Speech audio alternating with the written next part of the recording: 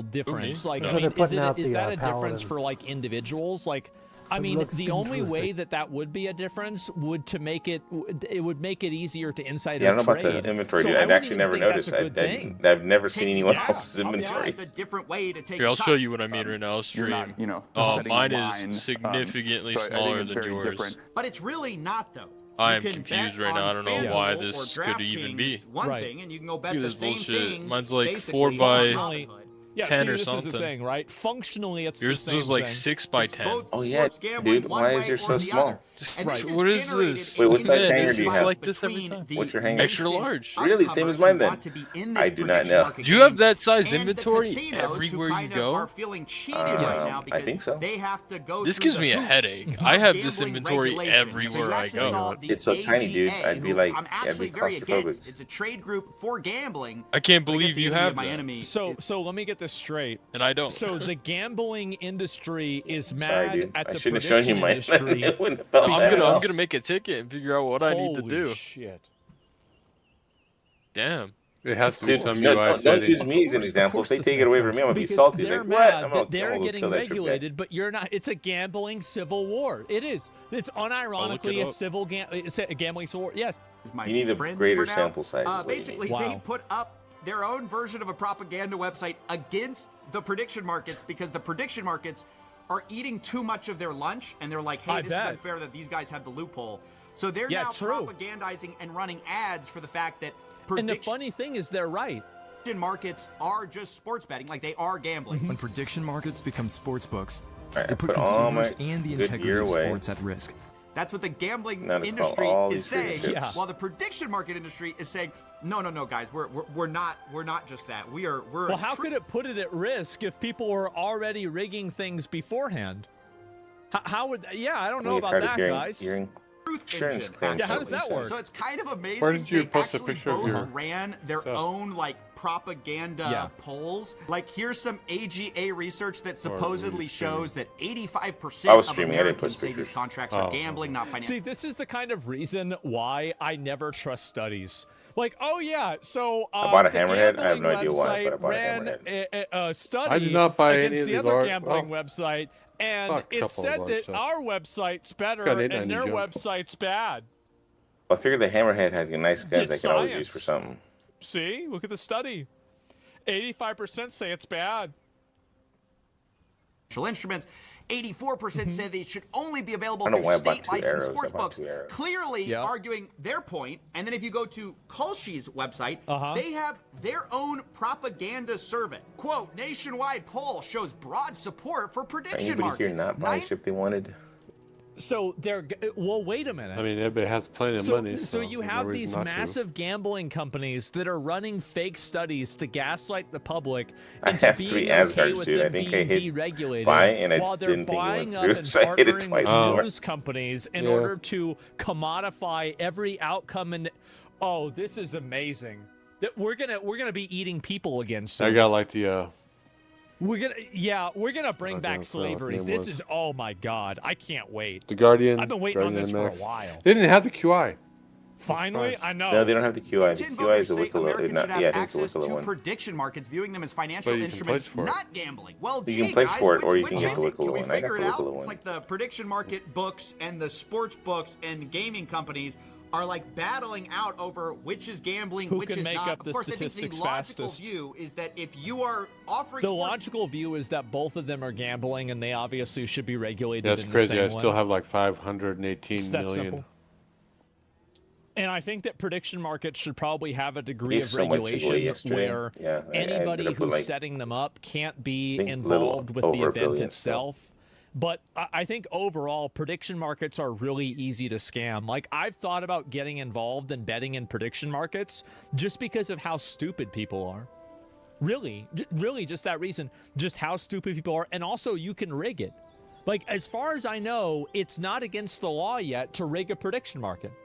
So why not just do it? Did somebody sell you that Yeah, set 'em up, that rig armor it, set and with that's it. just the silver arms? betting. No, I have Same the full problem. set of Same silver gambling arms. company.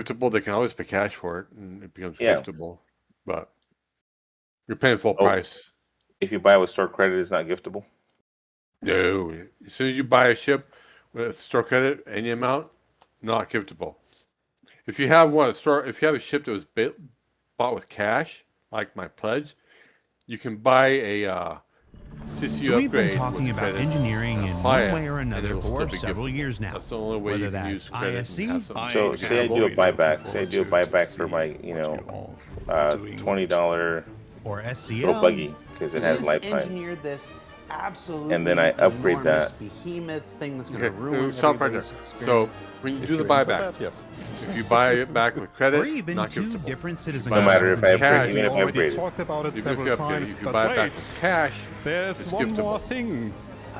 When And then if you I was upgrade it, dressed up it as a stays late-night giftable, television host vampire whether and you dumping upgrade to sand credit throughout or the LA upgrade office to without permission. cash or war bond. It So stays the base giftable. is what matters. They You get the base ship. continue.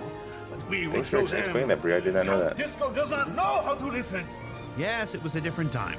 But over the years, the systems have continued to evolve, and now, And after if you 7 got any of videos, these several arena referral commander and rewards, tech preview tests, those are and never the giftable. current PTU cycle 'cause underway it's a now, freaking reward, we've that makes never been sense. closer to bringing I the mean, next I evolution finally of got the Spaceway Gladius. to life ahead of our intended release later this month. Which is basically $90. So rather Okay, than go through said, every "Hell, detail sis, once I'm again of upgraded." what you're already So I upgraded experiencing on the immediately. That's how I PTU got now, the Shiv. I sat I mean, down with Torsten my Shiv for will the never be short giftable, but discussion of what who I'm cares? calling It's my daily driver. Inside It's on my Star account Citizen. forever. I'll always have it. Talking I love with it. Torsten. The 8th show about That's how I feel about my MSR. I feel like buying that back again. I expected better from one of your caliber.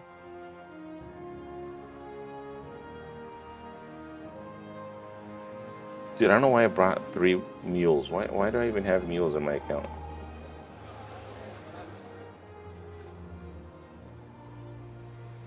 Basically, my Shiv is going to cost $34 once I'm able to send the paint over from my alt account.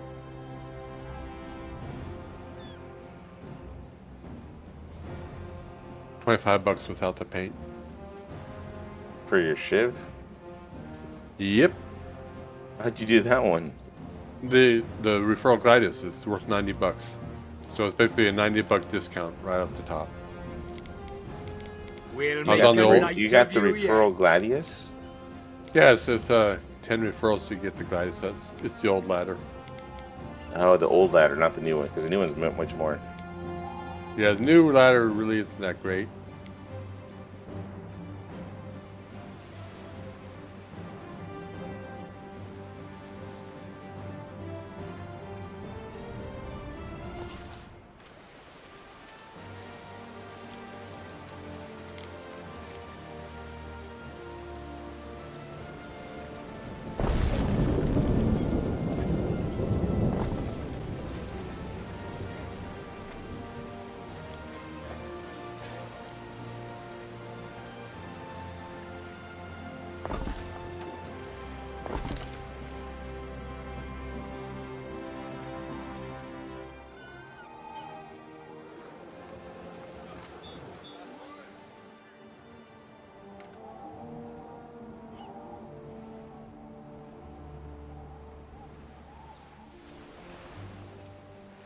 Mandate captate.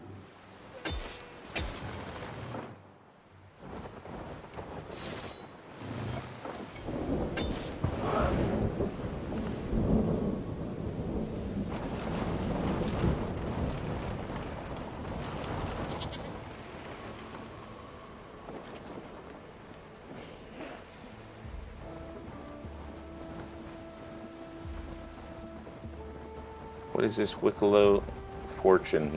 The misfortune.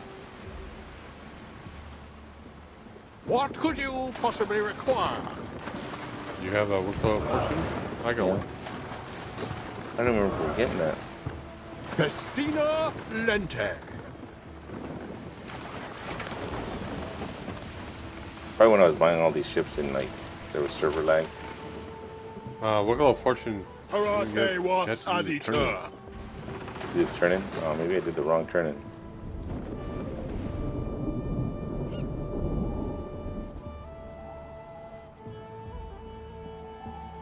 Through the waves.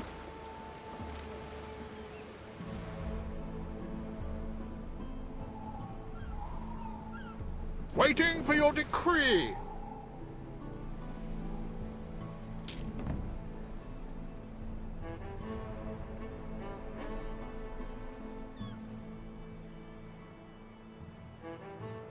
Time flies, as do we.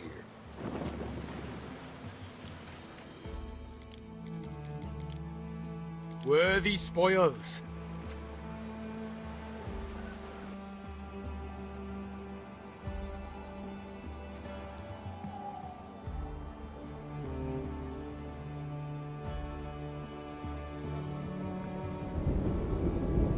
Mariners, forward!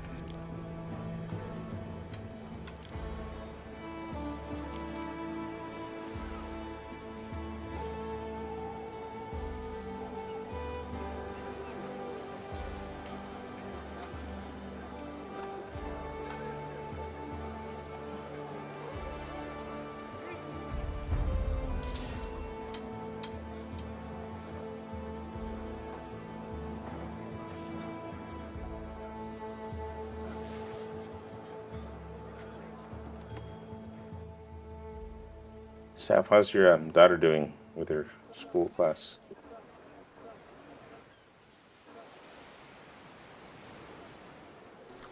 She's good. I'm here. I just had to swipe apps.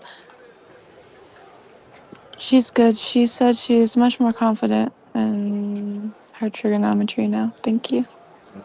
Very nice. I need to know, where do I send these cookies? I will come to you one day. It's like I'm gonna go visit whatever Canada has. So I'm going to Canada anyway for the World Cup. But I wasn't able to get tickets for the games because they were all sold out and they're too expensive. So I have to figure out where I'm going to go now. Oh. Sometimes you can find tickets that, like, after the fact, like when the games are happening. Oh, during the game, you mean? Yeah. No, I mean, like, when they're in country, like when they're going on, like you can find tickets, like people who bought tickets but can't go, they're reselling. That's how my sister-in-law, she bought originally Taylor Swift tickets in New Zealand and she got scammed. And then she just already had the tickets to come here. And she stayed and then she went to Toronto and ended up finding tickets for Taylor Swift, like the day of the concert. Wow, that's pretty lucky. Yeah. She's crazy. She like bought tickets for her and her daughter and it was a total scam. And then What she website like, did they because you use a website, they guarantee it. I think she bought them from somebody who was selling them, like a person, not like a verified site or anything like that. I mean, her mistake, but like she spent 10 grand on plane tickets, plus a hotel room there. It's just, the whole trip probably cost her like 15, 20,000. It was a lot. A lot of money. Yeah, so yeah, we're looking at hotel rooms are anywhere from $400 to $800 a night. And then obviously, you know, whatever food is going to be going into that and Ubers. That's crazy. Where is it this year? It's going to be in Toronto and I forget the other city. So there's two in Canada, 2 cities in Canada. It's going to be in Kansas City, Missouri, LA, San Francisco, the usual spots. Okay, we're 4 hours from Toronto. Forget the other city in Canada because I only looked up Toronto. What, Ottawa, Edmonton, No, Winnipeg? Keep going. What, BC or Vancouver? Oh, maybe it was Vancouver. Vancouver's Calgary, sounds familiar. Alberta. Yeah, that's the opposite end. Well, they wanted an opposite end, right? Because they want to get people access. Above Oregon, Colorado, that kind of thing. That coast. So the only tickets that anybody was able to get were in Houston. It's like, I don't want to go to Texas. Like, if I'm going to travel, I might as well go somewhere I haven't been. You can go see Mikey. Haha. I do not want to go. If he was here, I'd tell him. It's like, I ain't not going to go see you, bastard.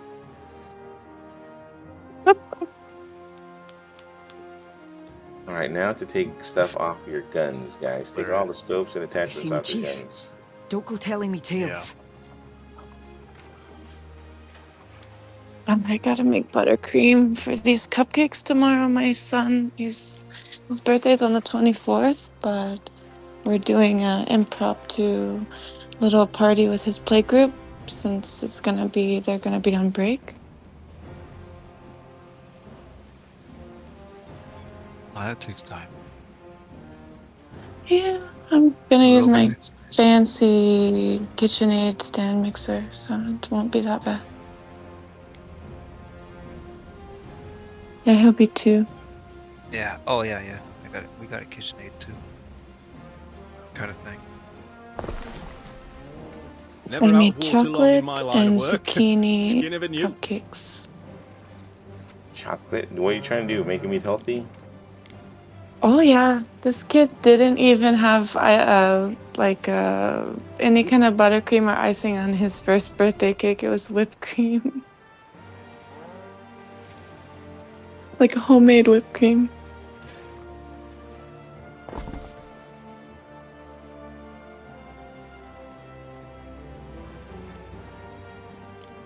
He's got all his life to crash out on sugar.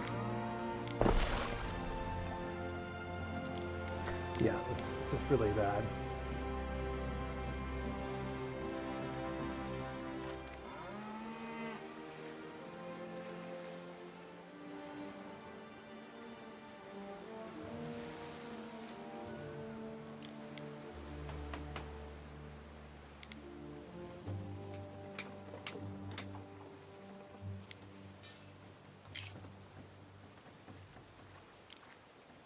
I'm making also like mini pizzas in the shape of snowmen.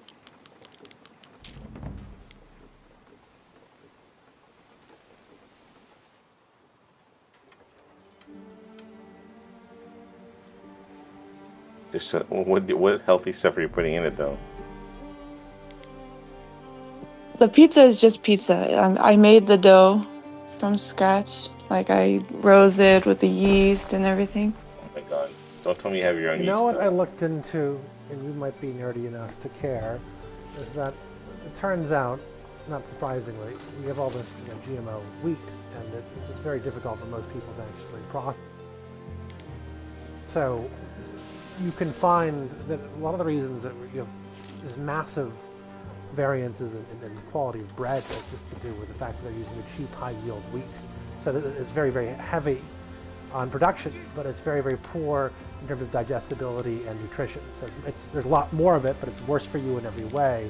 So looking into some of the more traditional variants of it, you're like, oh, this tastes a lot.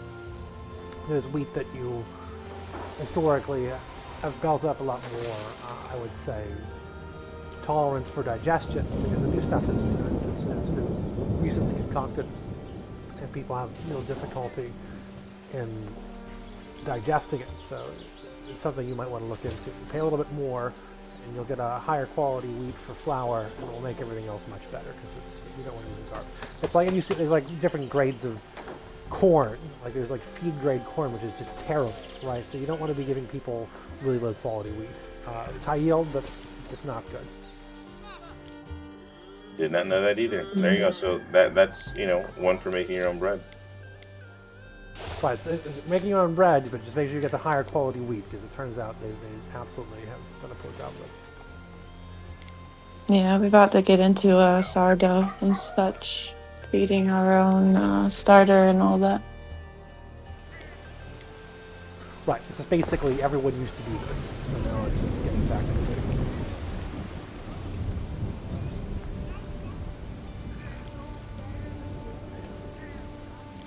These P4ARs, did they come from Checkmate or Ruin? I don't even know. I have a few of these with nice scopes and tweaker mods. There is a shortage of workforce the in one of worm your cities. areas mostly. Really, they come with the nice There's good scopes and eating on tweaker on cottons, it? and not just for crabs. I don't know if they all do, but I mean, that's where I usually get my P4s from, is the Run. I mean, the worm.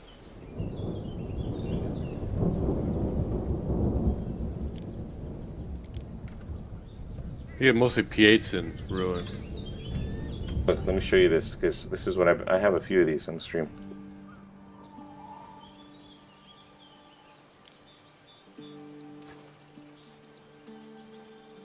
See this gun?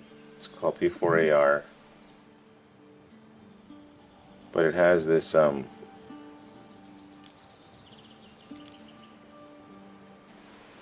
It comes with an undersuit? It has a 4 times low light scope, and it comes with a tweaker size 2 compensator. I've never seen either of those. I have a couple of these that are so I just always take them off because that's what Charlie told me to do, but I don't remember where I got them.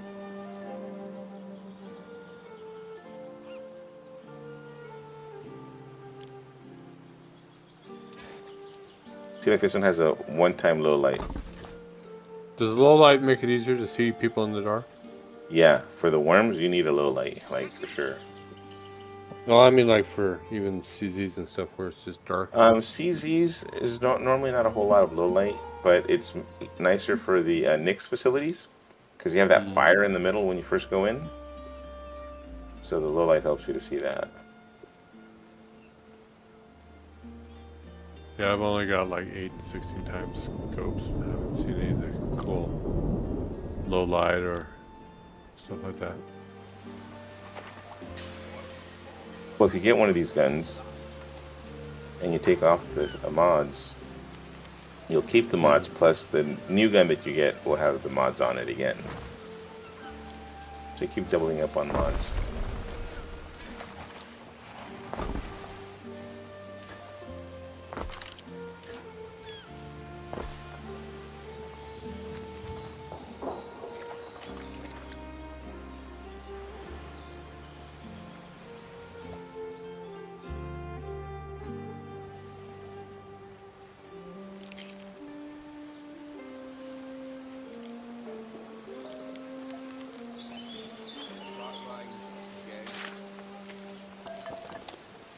I think this must have all been ruined, because we ran ruined forever for a while.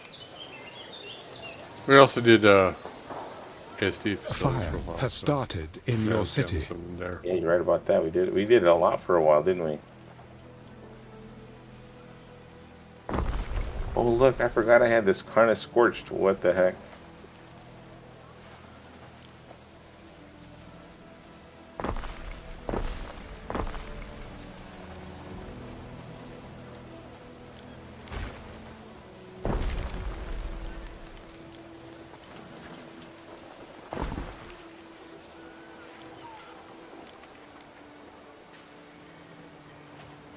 Yeah, what's up, guys? Good on. Hey, how's it? So, Bert, how you doing, bud? Hey, hey. I'm doing it. Just got off work. Okay, dude, I got home like an hour ago too. So if you have a release candidate, so make sure you store your ships if you haven't done.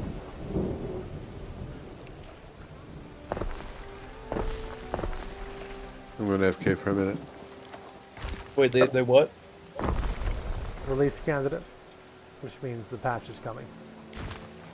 Oh shit. The British are coming. The British are coming.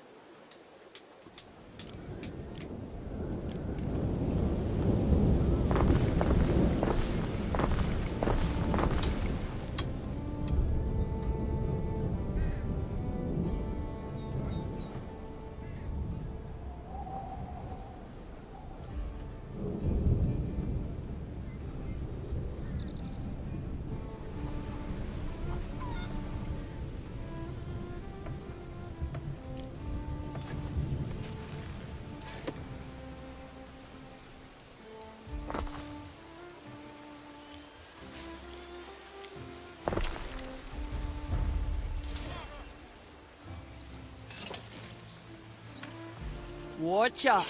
Hard at work here, don't you worry.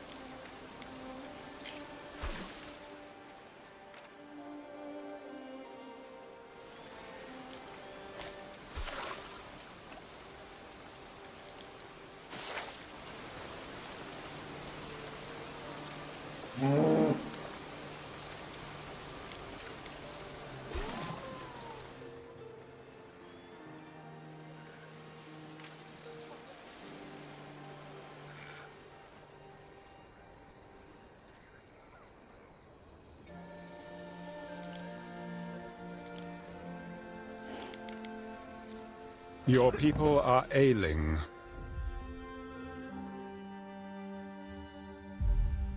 Your people are ailing.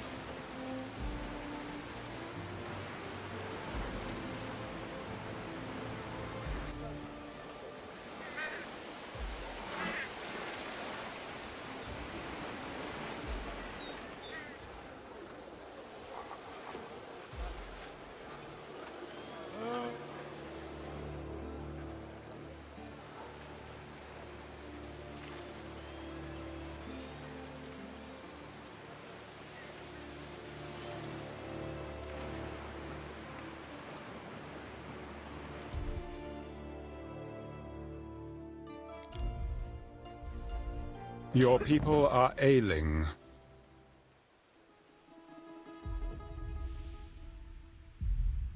Your people are ailing.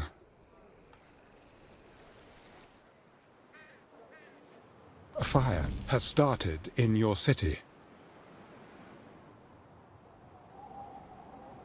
I feel like maybe I'm more like Brio than I thought.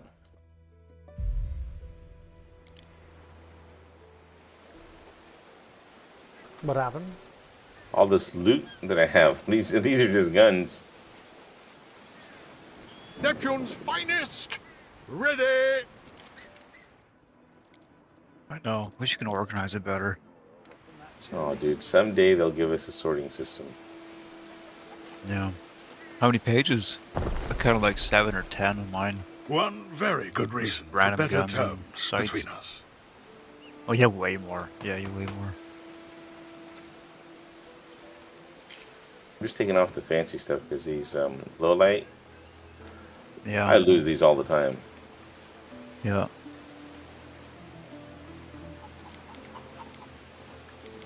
Oh, I'll be doing that too.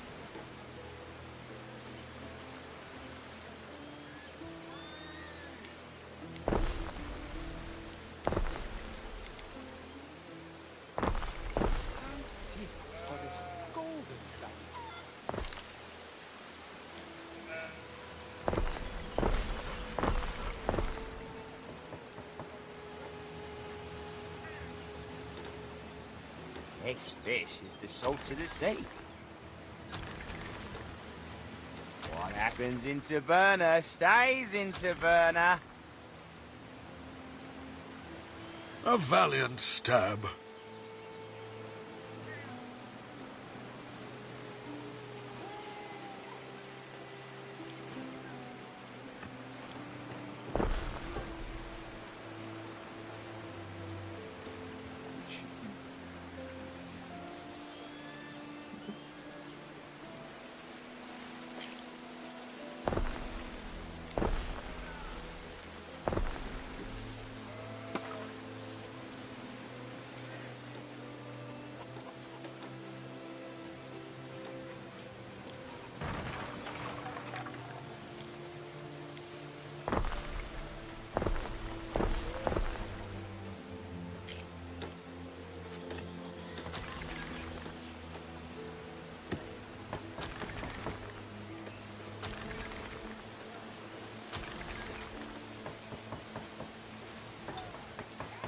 He was always my favourite brother.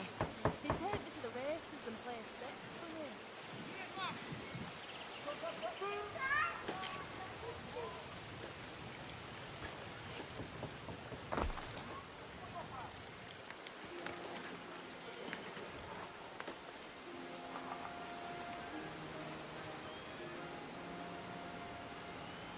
We stand, waiting.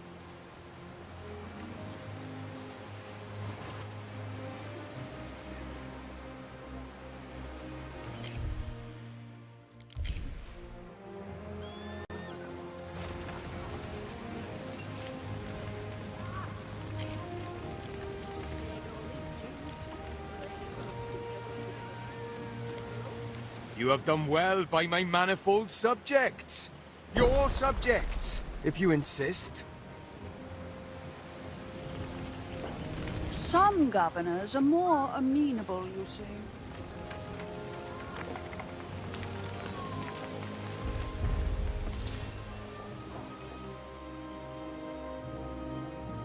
There are signs of public unrest.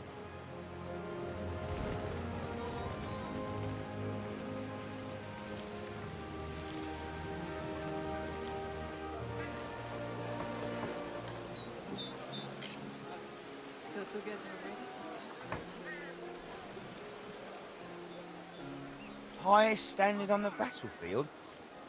The Eagle standard, if you're lucky.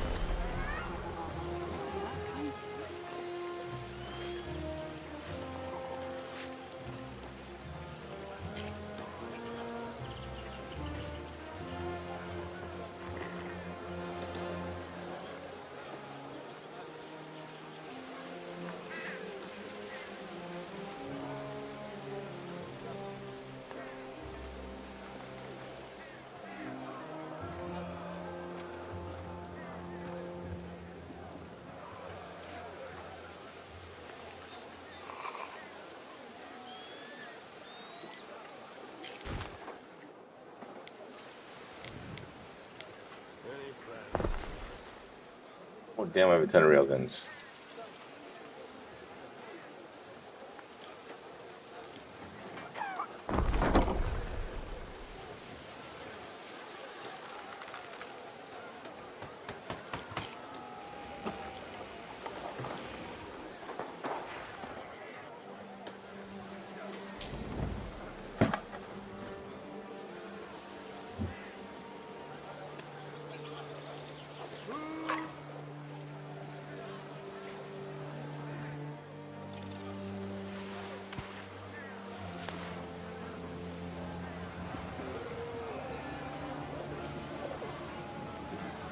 A decision, Your Judiciousness.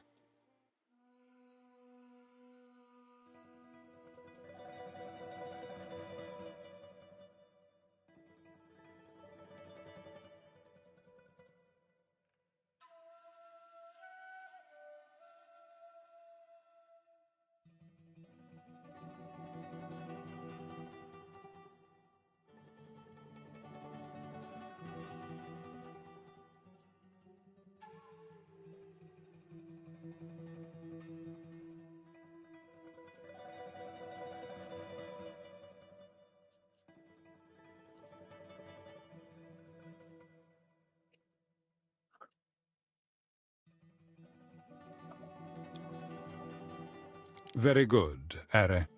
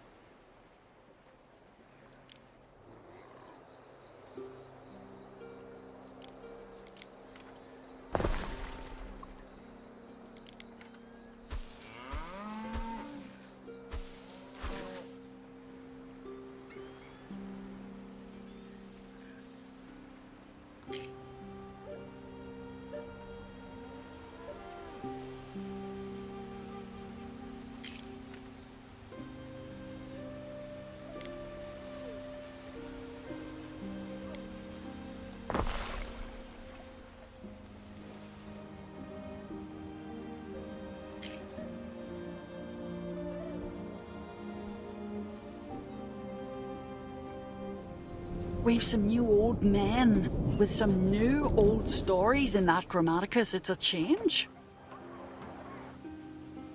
Citizens are dissatisfied with their lot and may soon revolt.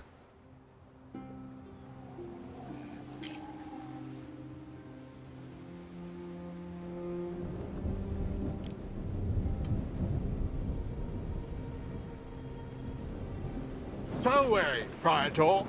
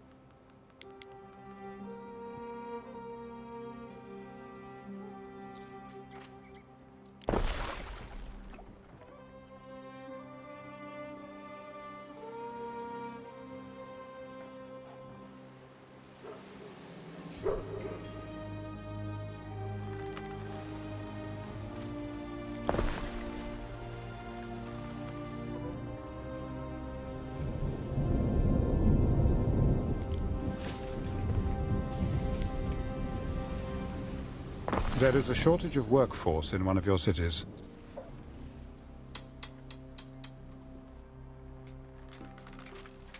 See this Alva wriggle, little beauty?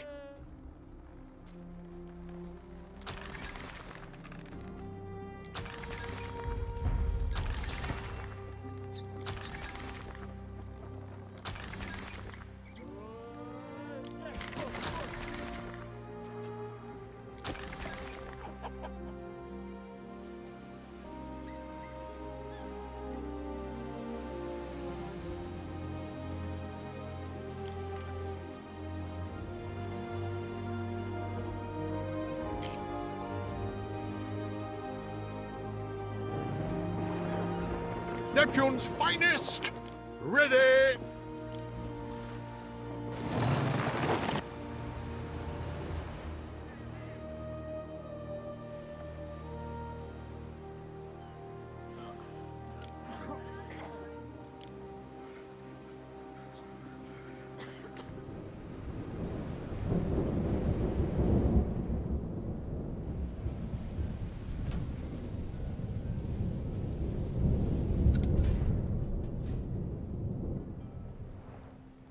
No more space in our stores.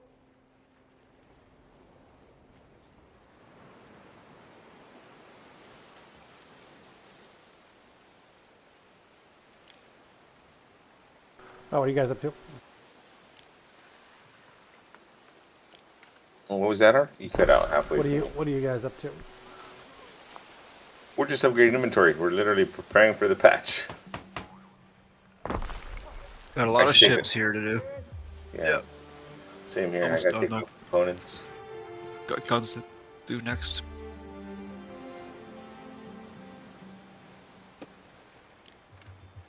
Yeah.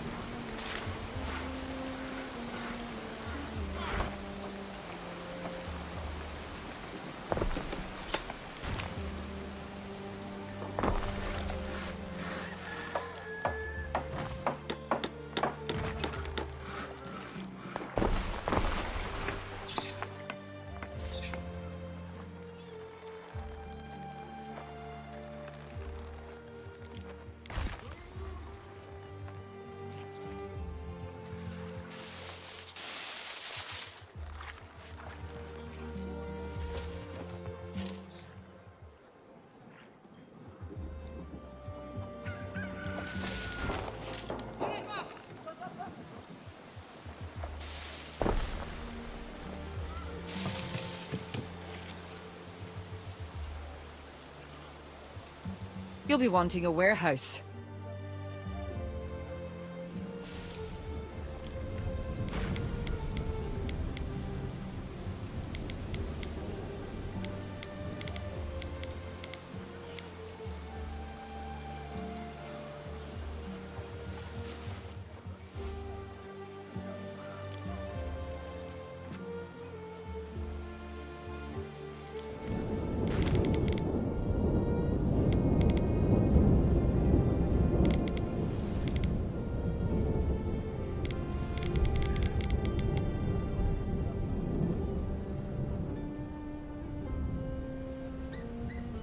My way to Orson to buy those last ships.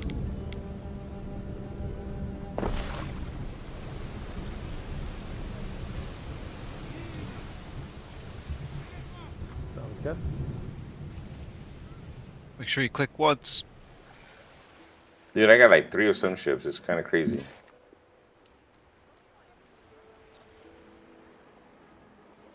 I got a Intrepid. I don't know how I got that. I don't know if IAE made it permanent. I don't know.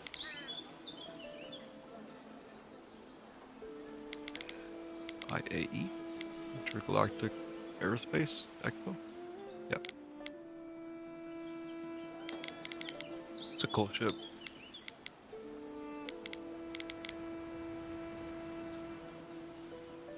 Every time I tried to land mine, it'd flip on its head.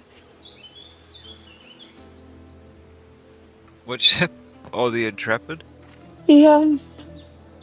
The skids? I haven't flown enough, but I know some skids in the game are kind of like the Taurus landing that guy. It always wants to drop its nose every time it lands.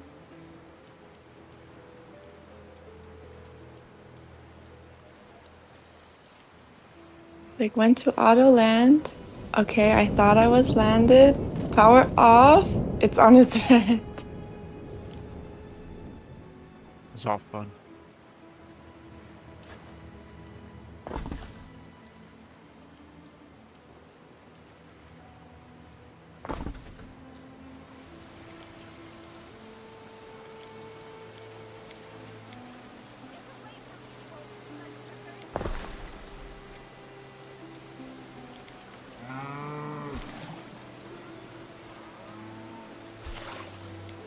I have extra dough and I don't know what to make.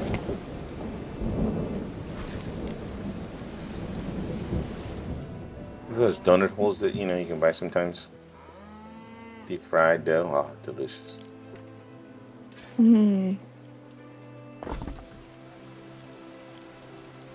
But frying is so messy and it smells sometimes. So it's like, try to do that outside. I don't fry. I have PTSD from frying. PTSD. I guess the Intrepid's gone. Oh, did you lose it? No, I think during the event, it just didn't say rental anymore, and it was in my inventory forever. So maybe it just seemed like that. I'm scrolling, I don't see anymore. I'm pretty sure they just took it out when the event ended, and then it's kind of funny, it just didn't say rental anymore, it just stayed there. I think that's kind of a for everybody thing. I don't know. I think everyone got it, they just didn't.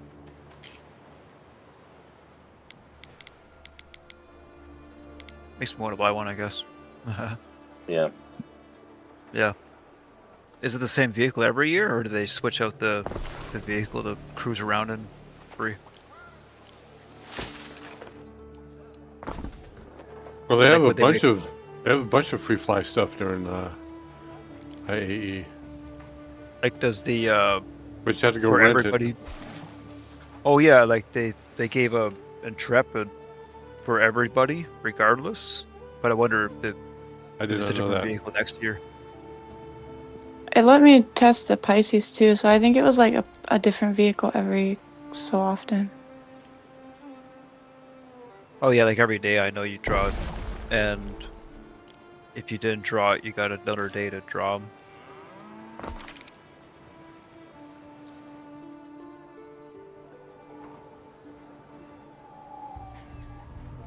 Yeah, I thought it was in the notes.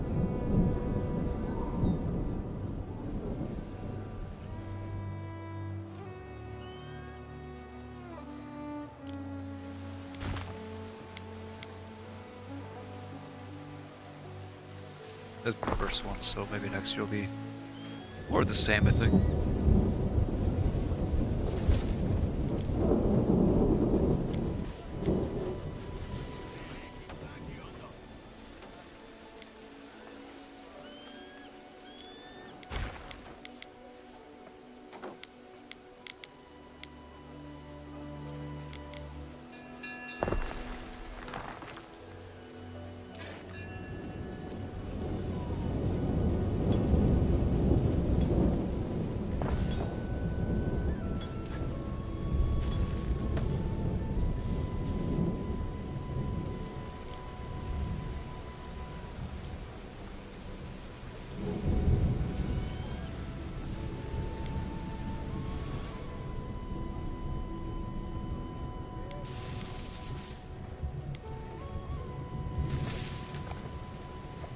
I think I'm gonna do garlic knots, but pretzel style, and do some coarse sea salt.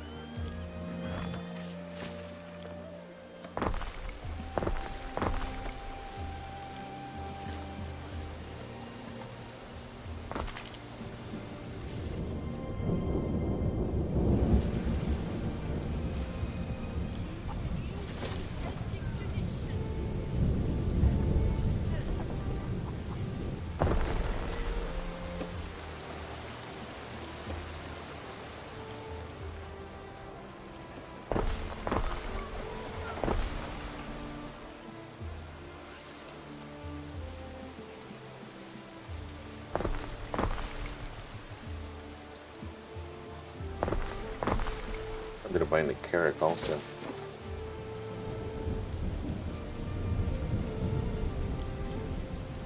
Yeah, I want to check that one out eventually.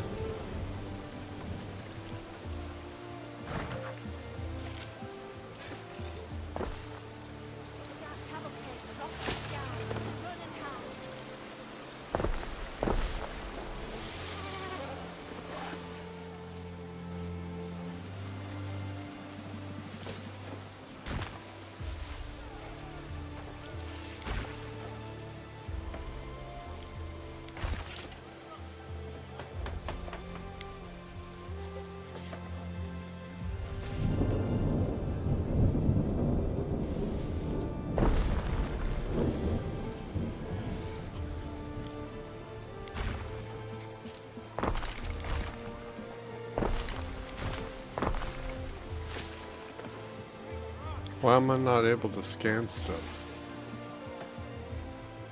Sometimes the scanner turns off for me and I have to turn it on in the vehicle PIP settings.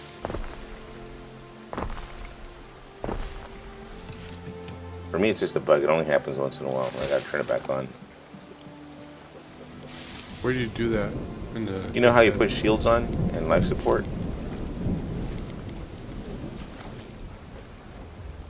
There's one little satellite. Sometimes that works for me.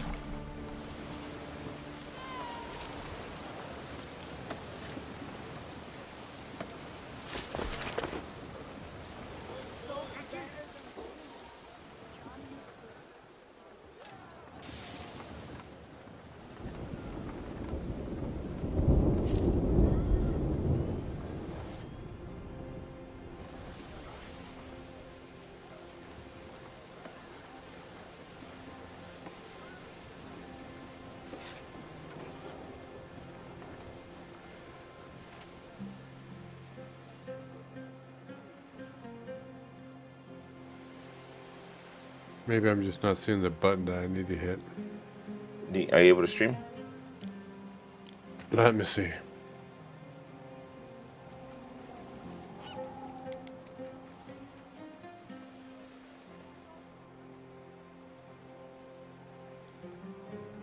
If not, I'll pull up a ship and just jump in it.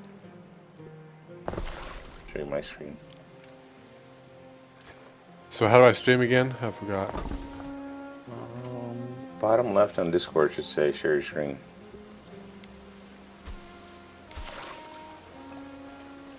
I cannot stream to this channel. Okay, let me stream to mine and I'll show you. Oh, You guys maybe need to it make did. sure you're edited against your tabs. Hey, Ark. Can you give me permission to stream to Star Citizen Open? Yeah, I can give it. You should have it. I'm not sure No, why it- Boss not giving you access, but we'll see. Here, Bri, I'll show you real quick. I just pulled out a ship. Oh, hang on. Let me see if I can stream. No, it still says no. Should work. Oh, there we go.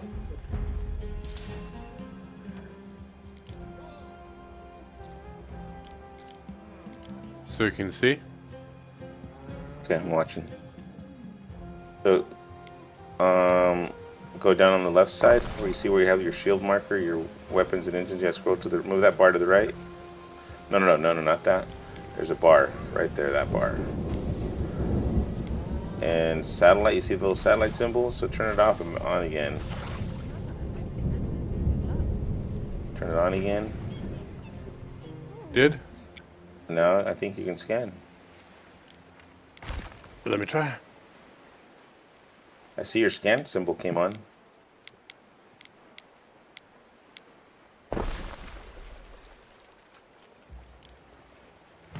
Let's see if anything happens. I see it's working.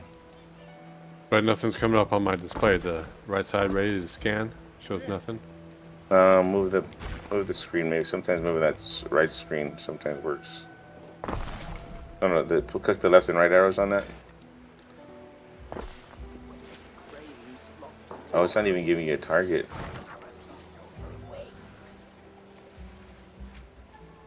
Yeah, that's weird, dude. I don't know. Okay, now you have a target. Now see if you can scan it.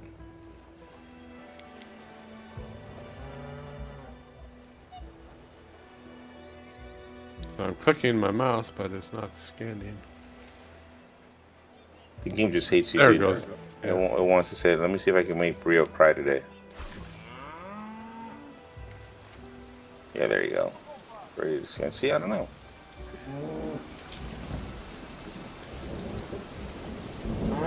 Yeah, the servers are dying. A lot of servers are dying. Maybe you're on a dying server. Fancy taking some Moreland low bellies off my hands? I don't think they're biters. Yeah, it's not reporting anything, so. So Praetor. Weird. You They're buying a boat talking from a global. The Britinoch boy? elevators have stopped working. Area 18, people can't get into it. We're all friends here.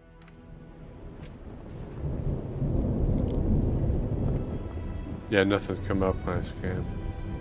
Alright, I just do it the hard way. What are you trying to do? Well, I'm just going through these areas, going to do loot goblin stuff. But then I saw these ships and I was thinking, maybe I can just come back here with my salvation and just like scrape this stuff. Oh, yeah. But I want to make sure that somebody's there or not, or if they're game rules or what. Well, are you in Stanton or are you in... Oh, I'm in Pyro. I mean, I could just go after somebody, but yeah, if there's somebody's actually got an active ship there, then obviously I want to start scraping on them and have them start running Waiting after for your me, decree. calling their friends and Behold, stuff. my shining, brilliant city on the hill. My care Shroyd. Come, proffer your tribute. All right, I get stop streaming so I have my performance back a little bit. Yeah, do it.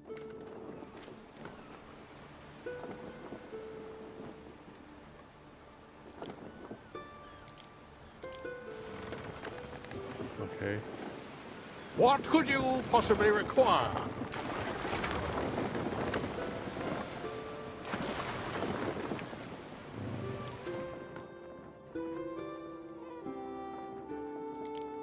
Actually, by the plow. We the shall Prowler feast utility. this night.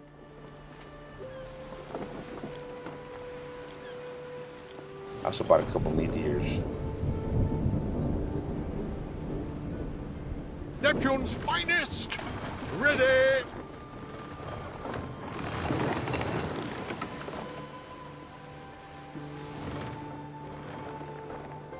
Waiting for your decree!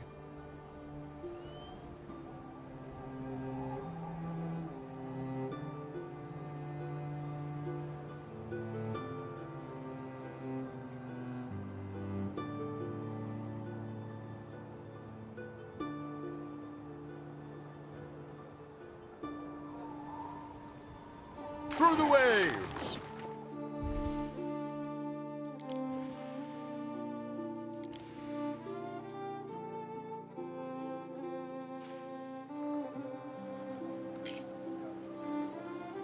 We stand, waiting.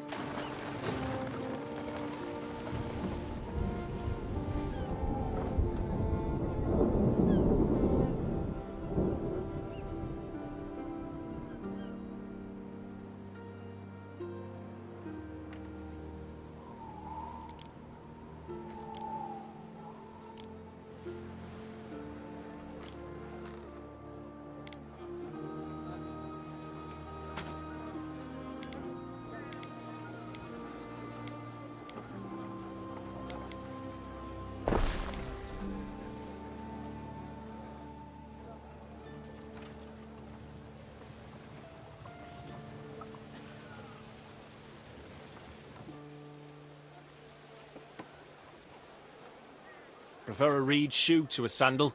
Local, see?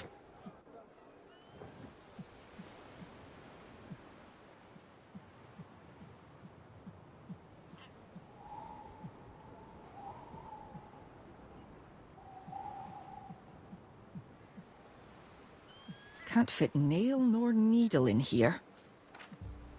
Alright, gentlemen, I am off for the night. We'll see you next time. Sounds good. See you later.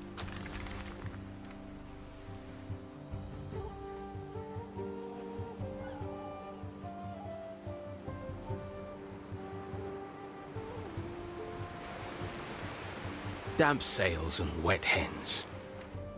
Neptune's finest! Ready! Soon you'll command the sea. Through the waves!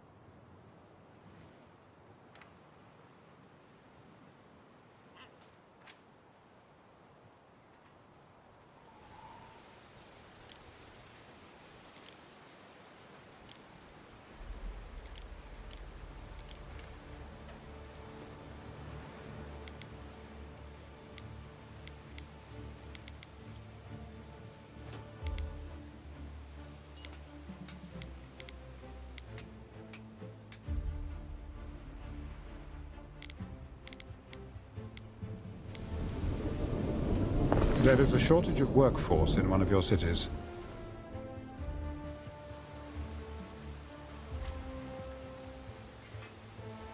Oh, it's fine garb, this tunic. Let's not get mud on me now. A winkle among your cockles is a gift from the sea.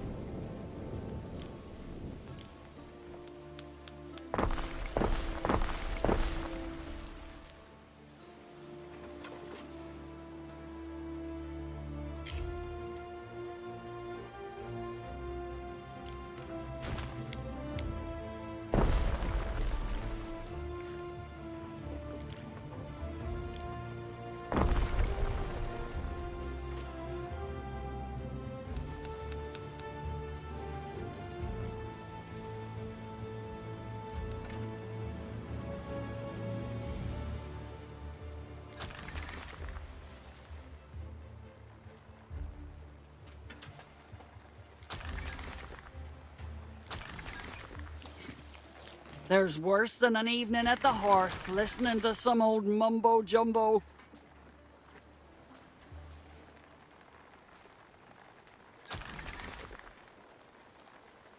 Song and a warm hearth do me the world of good.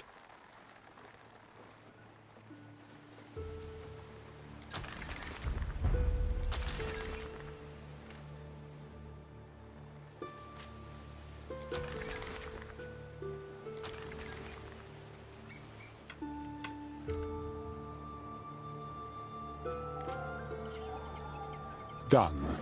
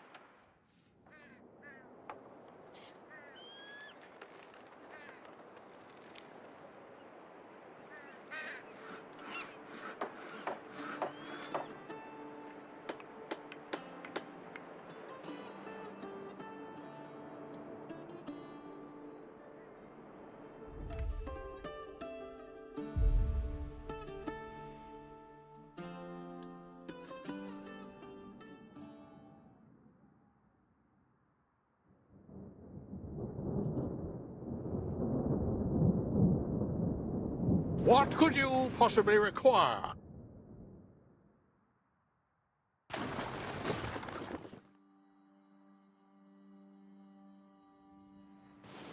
We stand, waiting.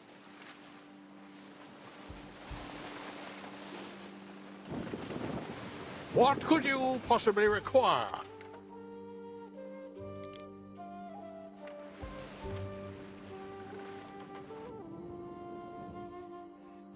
Mariners, forward!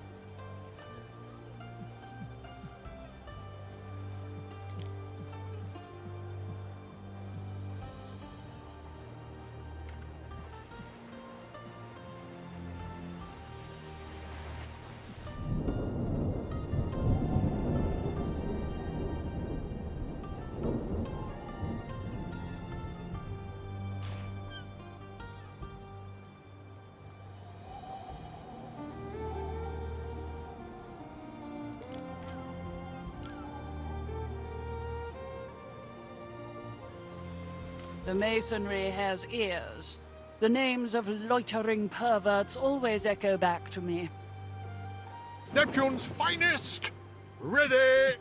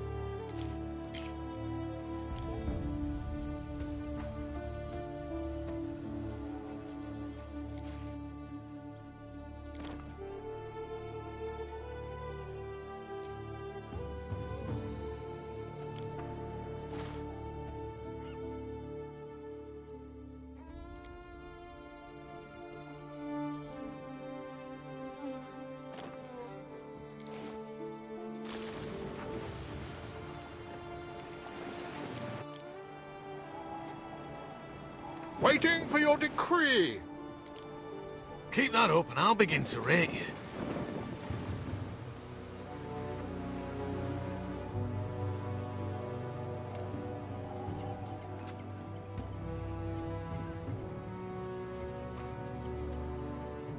Selway, Praetor.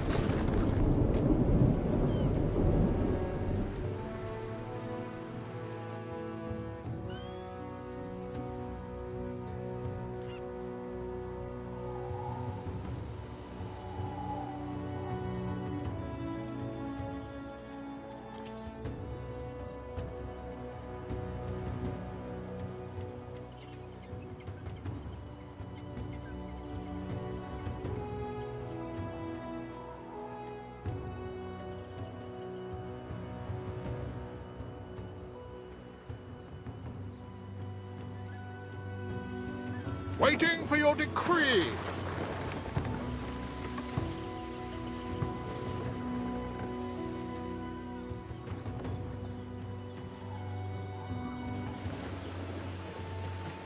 Neptune's finest. Ready.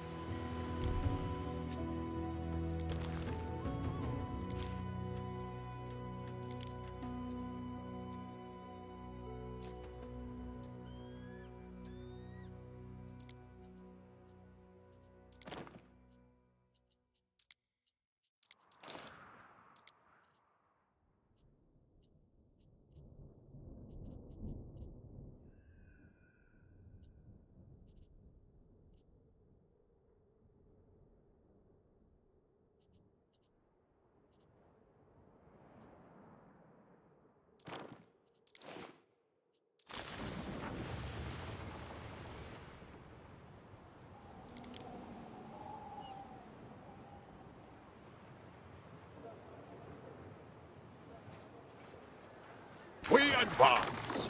Peace and protection is what these people crave.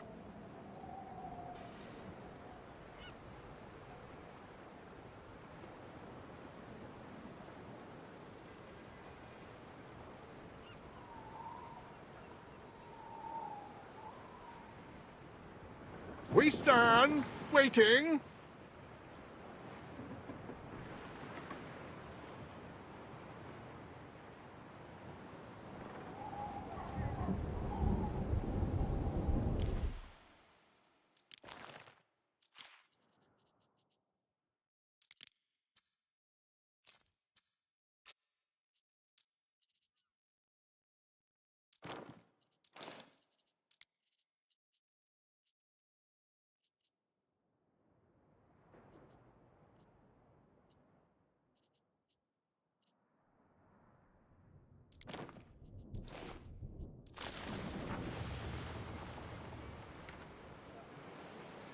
"12 ships left Parthava. Only one came home. I know not what befell the others." There are signs of public unrest.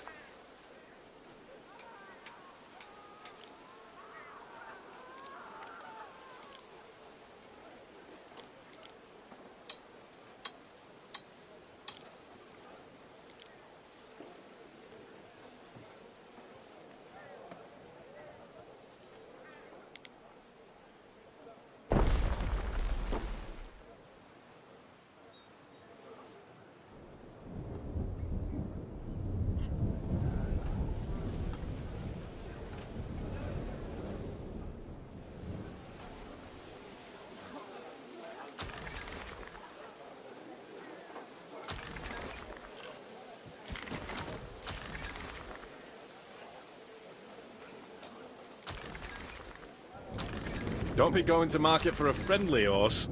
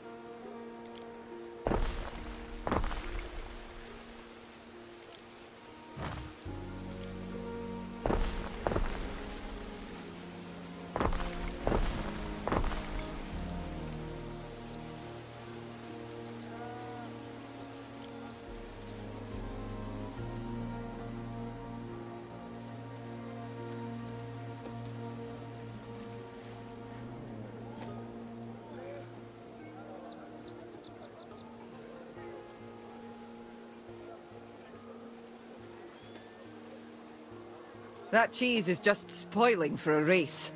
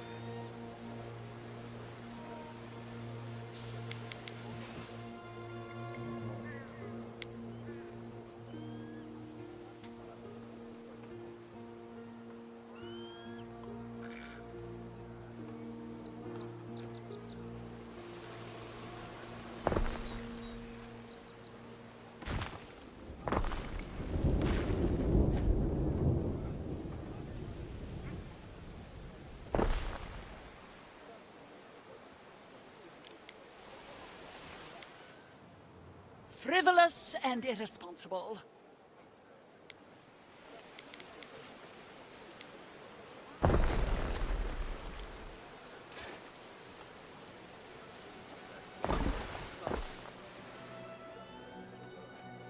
Your people are ailing. Your people are ailing.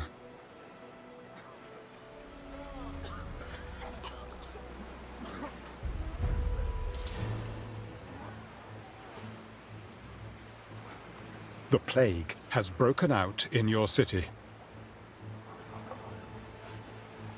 Should I reinstate Decimatio just for you, Governor?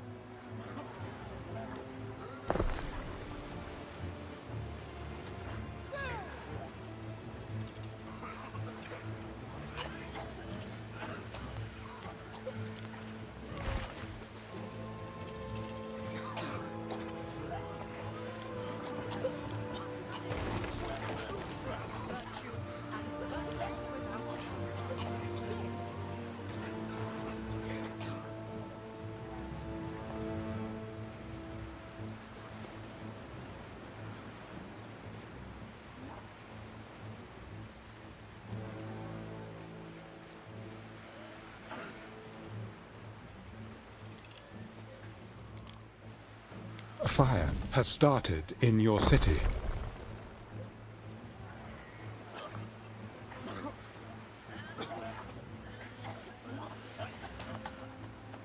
Ere?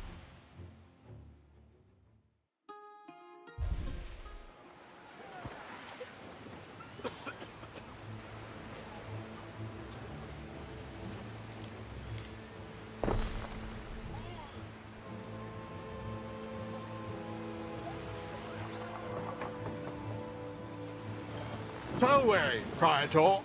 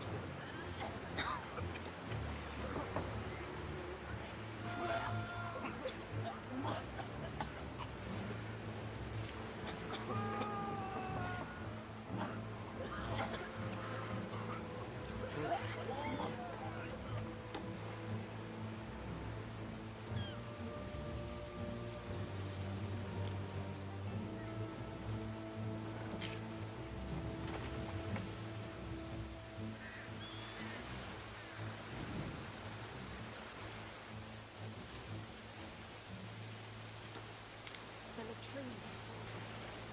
Can you come with me?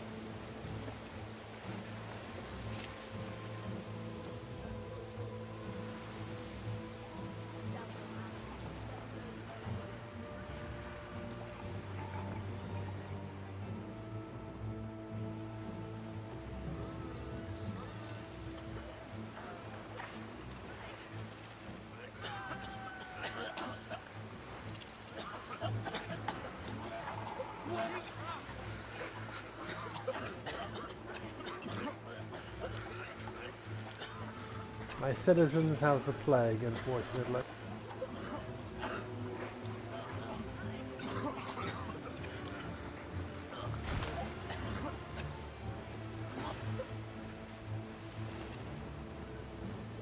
There is a shortage of workforce in one of your cities.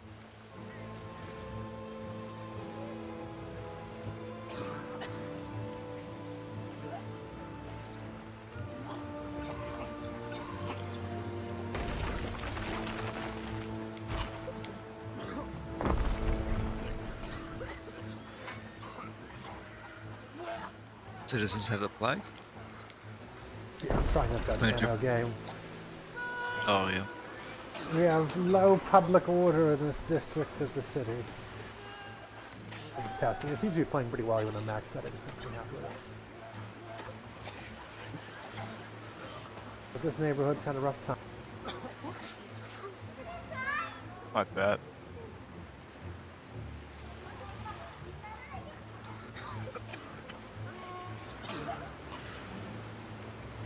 People are trying to now to another island. Oh, I can't wear a toga. You've missed the sight of me bony knees.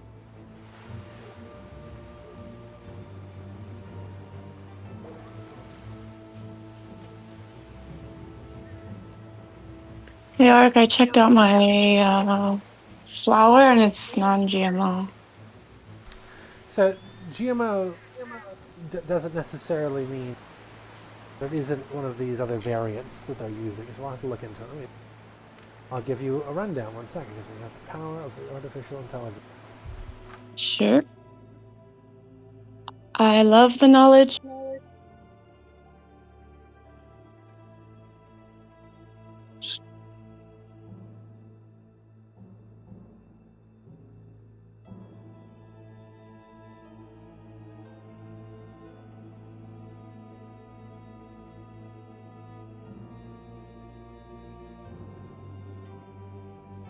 It is also claiming to be non-bleached.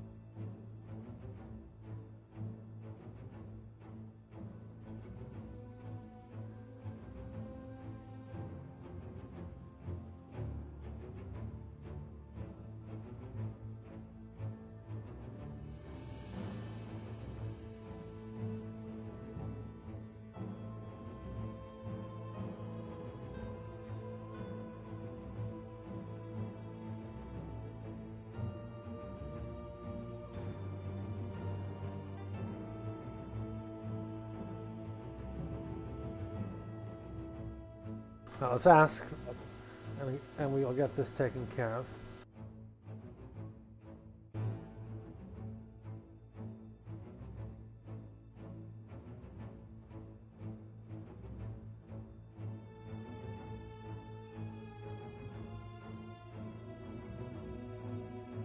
So you want to find ancient wheat, which is einkorn, E-I-N-K-O-R-N, or emmer, E-M-M-E-R, which are essentially areas of heritage wheat.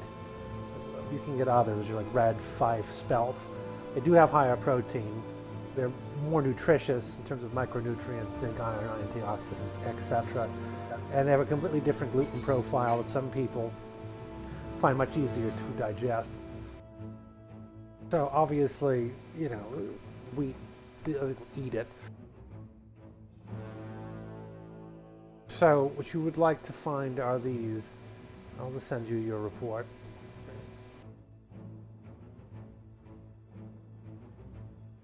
You bake, so you care.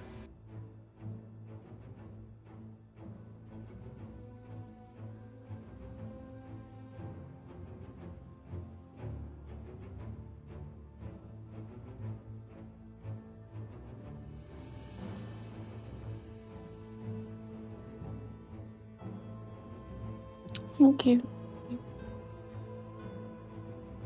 heritageharvestseed.com apparently. There's a bunch of places that handle it. I'm sure you can get a lot of the stuff off of Amazon too. Anita's Organic Mill in British Columbia, Salt Spring Seeds in BC also. True Grain or Speedville Flour Mill, East Coast. But Amazon will deliver. Bulk Barn, well.ca, Organic Einkorn Flour Canada, Red Fife Flour, Kamet Berries, right, you get it. And of course there's local mills and farmers, but you can just get Amazon. Why fuck around?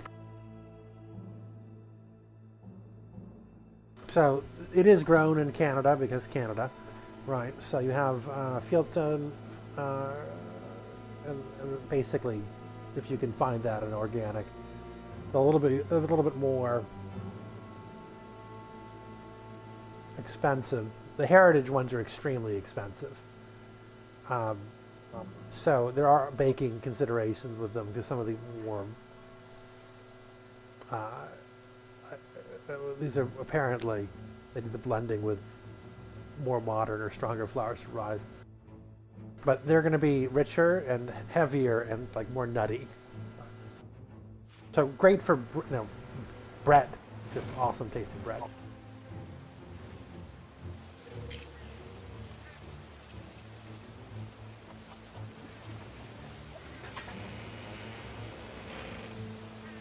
When you're paying like $4 a loaf for bread or more, like a bag of flour will take you a long way. Yeah, I think if you're making it yourself, it's always preferential.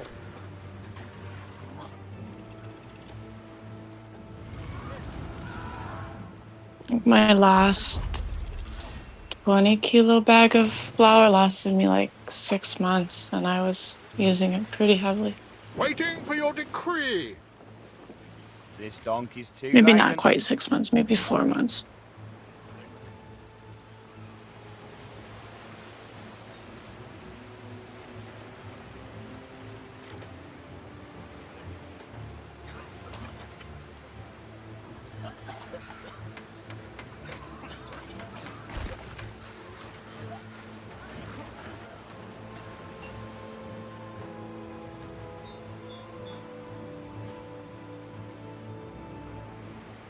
We stand, waiting.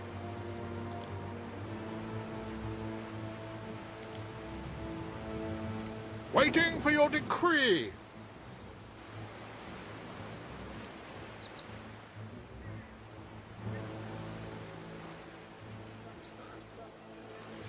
Fire has started in your city. Selway, Praetor.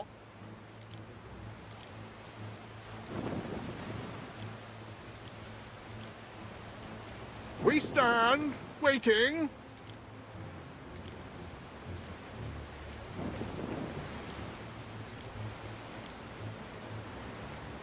Neptune's finest! Ready!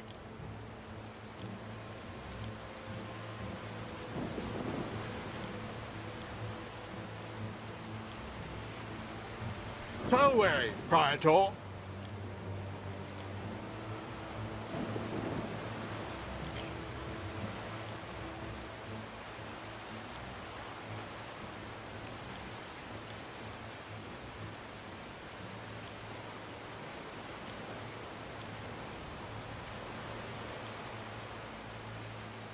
Waiting for your decree.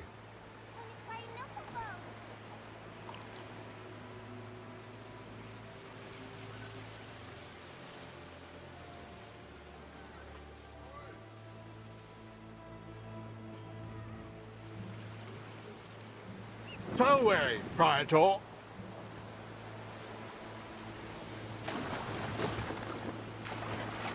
What could you possibly require?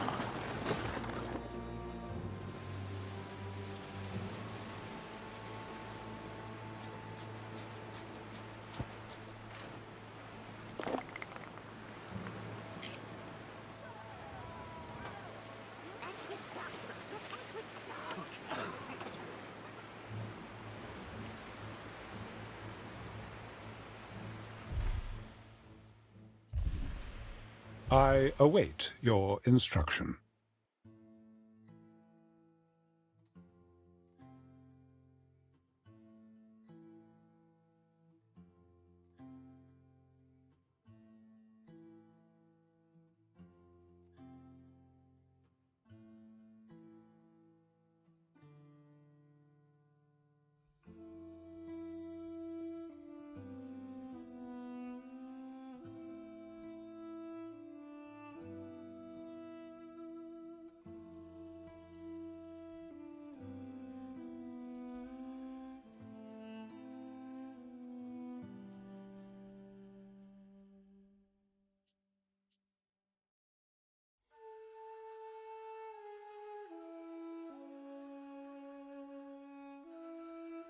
Consider it done, Ere. There is a shortage of workforce in one of your cities. There is a shortage of workforce in one of your cities.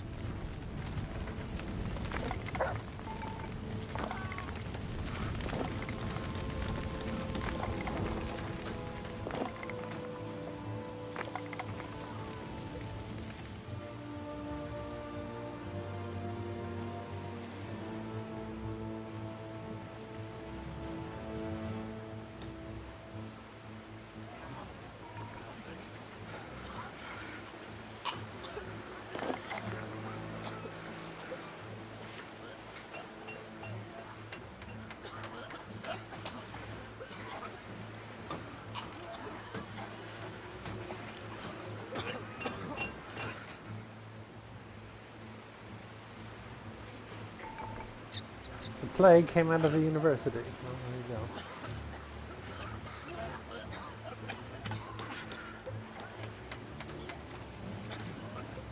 Cook 'em sardines, dripping with oil, picking me teeth with the bones.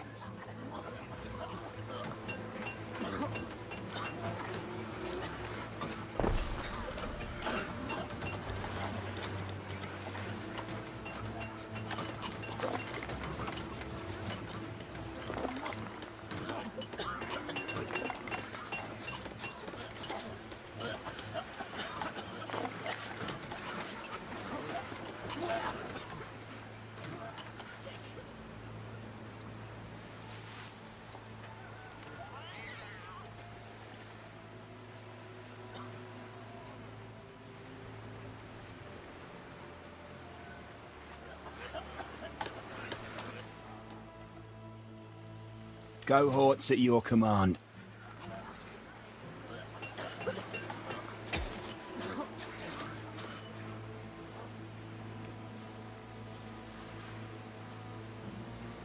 Prefectus.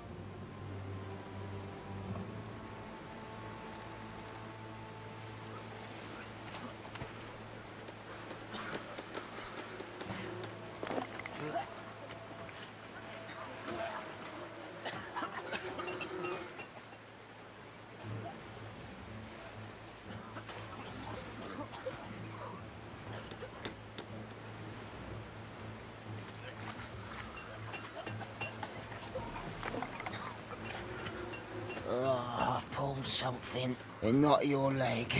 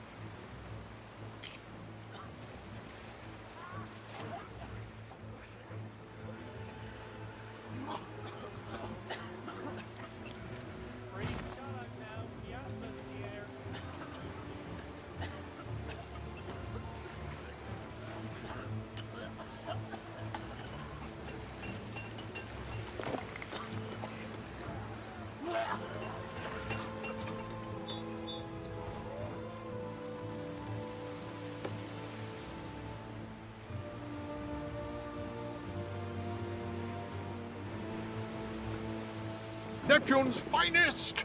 Ready!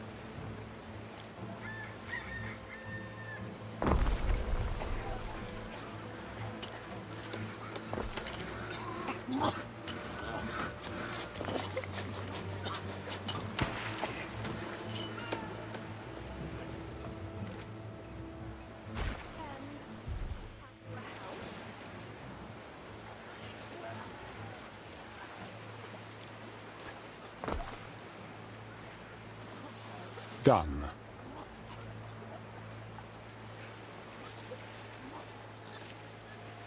One of your cities is at risk of a great fire.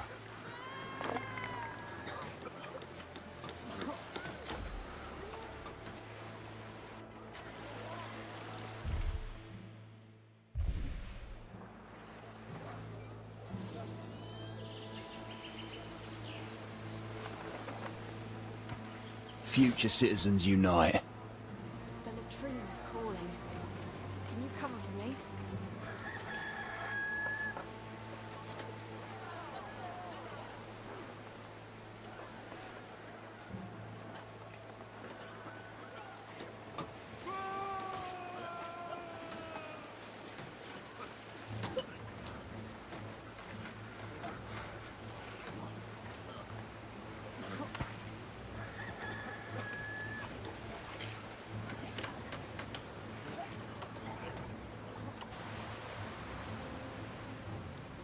Sweet melon?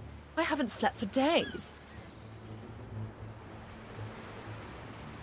The island has always been a haven, where people are free to live as they choose.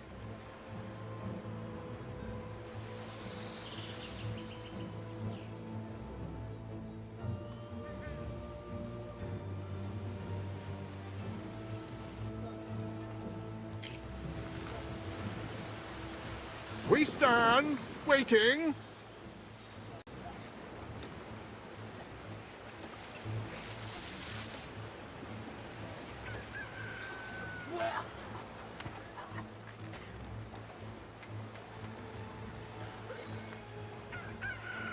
Even if I only buy as a carrot at the market, I'm buying it for me.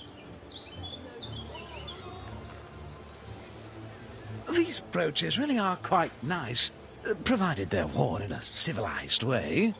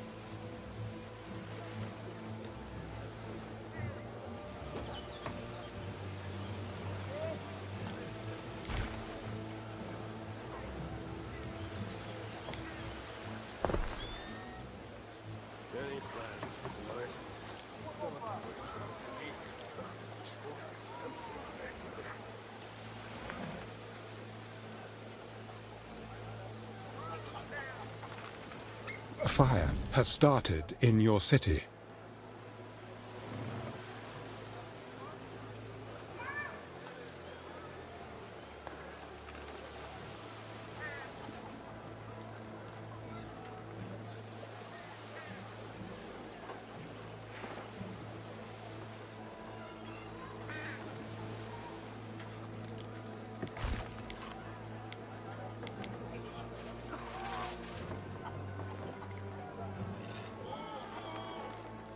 What is truth without virtue, and virtue without truth?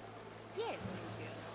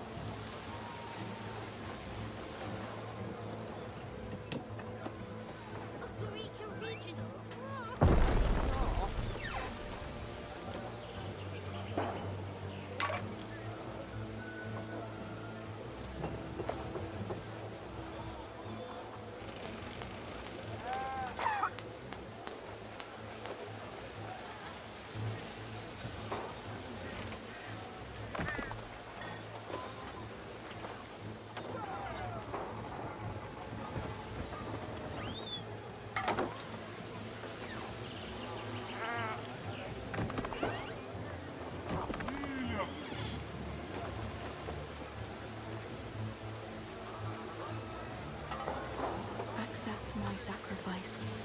An ox of clay, an ox in spirit.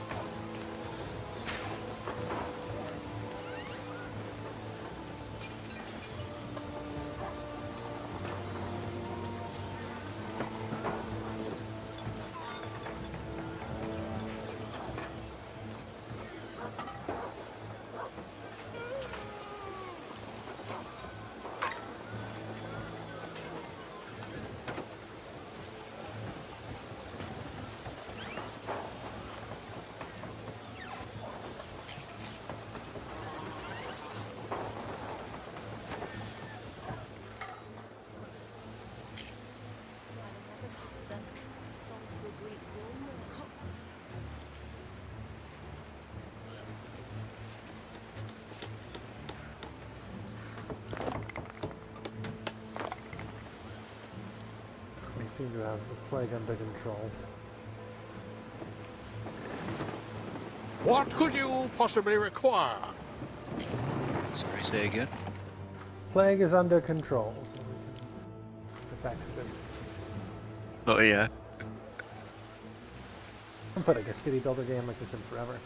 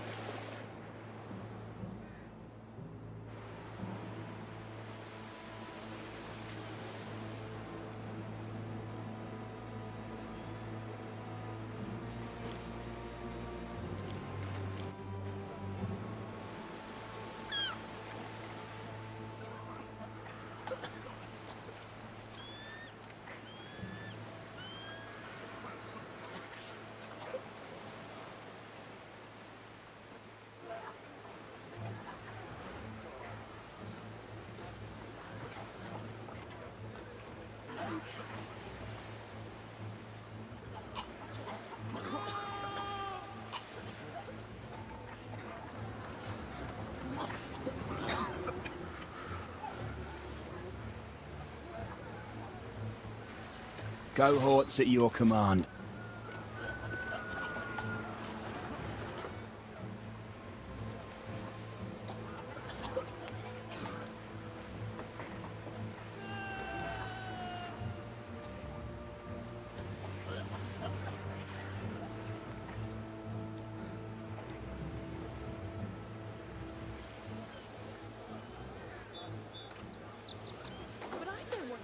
There is a shortage of workforce in one of your cities.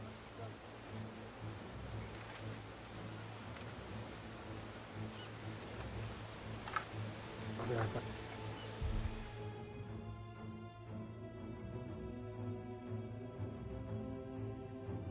Go from optimal, which is great, stability score, to critically unstable, right? And all of the thing in between, right?